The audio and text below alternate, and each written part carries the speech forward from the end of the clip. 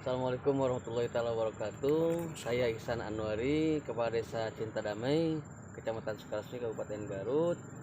Kami berada di sepalah Sungai Cimanuk.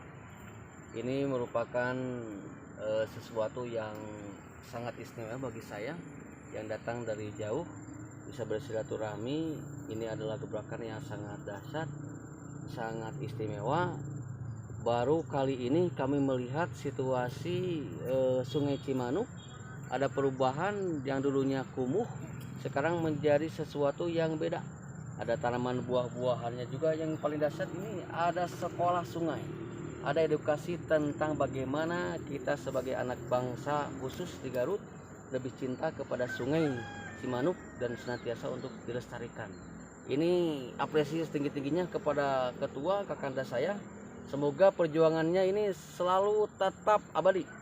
Kami atas nama perorangan dan lembaga Desa Cinta Damai sangat support dan ke depan siap untuk bekerja sama membantu melestarikan Sungai Cimanuk.